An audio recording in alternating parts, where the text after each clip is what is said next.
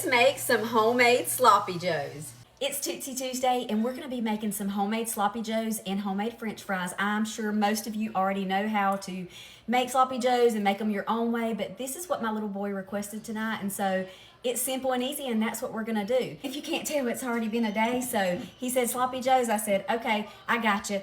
So I'm gonna start with just a little bit of olive oil, and I like to go ahead, even I bought my green pepper and onion already chopped up. We said easy, and that's how we're keeping it. But I like to go ahead and saute and soften up my bell pepper and onion because I don't like a crunchy vegetable in my sloppy joes. Add those to the pan. Once I've let them cook for just a few minutes and soften up some, I'm gonna go ahead and add my ground beef, and I'm using 73% lean. It doesn't matter, just use hamburger meat, ground beef, whatever you got, okay? We're gonna pop that in. We're gonna go ahead and get that meat kind of chopped up. And while our meat is browning, I'm gonna go ahead and cut up our potatoes. I bought a bag of russet potatoes today. Look how tiny that is.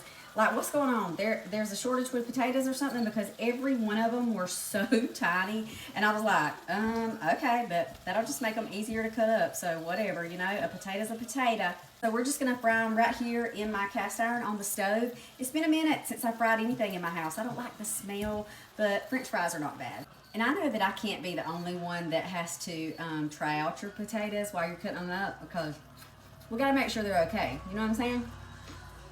We got them all chopped up. Let's go rinse them off and get them ready to drop in the grease. Okay, our meat is done and those onion and bell pepper are softened, so let's go strain it.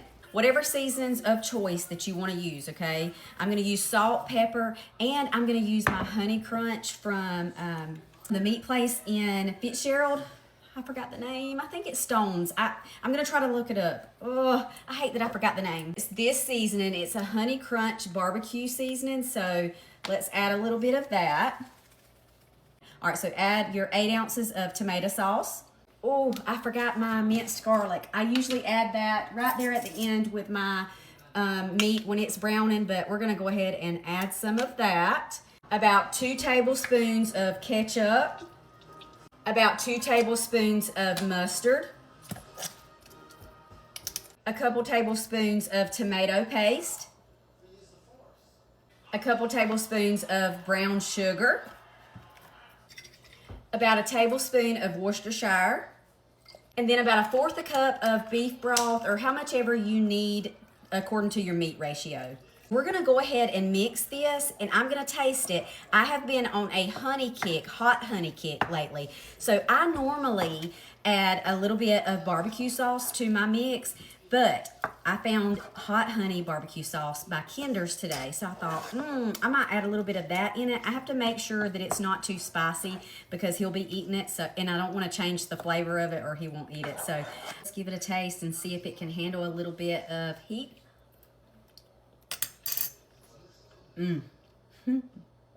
Nothing beats a good homemade sloppy joe, I'm telling you. It can handle some heat. So let's add a little bit of this Kinder's hot honey. All right, and I'm probably gonna do like a tablespoon. Let this simmer on low while I fry those potatoes. Let's taste it since we've added the hot honey and see if you can taste it. Oh. That's where it's at. Our fries are cooking. Let's get started with our bussin sauce. So blue plate mayonnaise, argue with your mama. Blue plate only. I'm gonna do about that much. A little bit of mustard. And I don't have measurements for this. Just taste it and see if you like it. Heinz ketchup. Dash of Worcestershire. This is what makes it good. Y'all know I love Cavenders, so you gotta have Cavenders in your bussin sauce. And plenty of it. And a mayonnaise, mustard, and ketchup combo, like in the South, people call that like goulash. Just add you some Cavenders and a little splash of Worcestershire, and it just sets it apart. You got you some bussin sauce. Give it a taste. Perfect. Made way too many French fries. I have another batch cooking. I'm telling you right now, homemade potato, bussin sauce.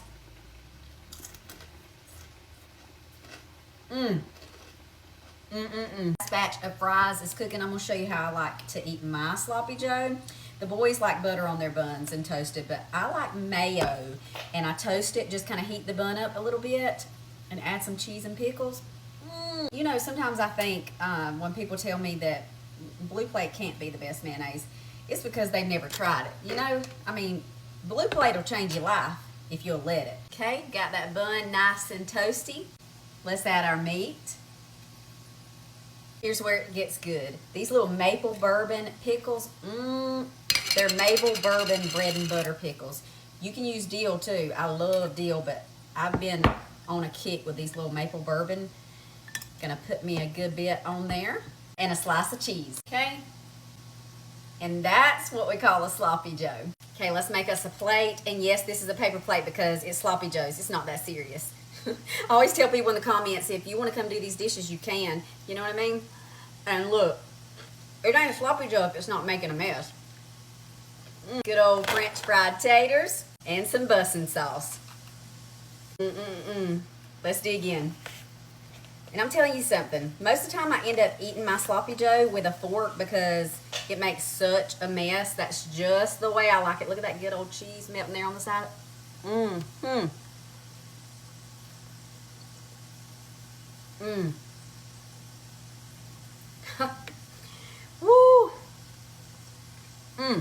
Now that's good. Let me know how you make your sloppy joes, how you like to eat it. If y'all try it this way, let me know what you think.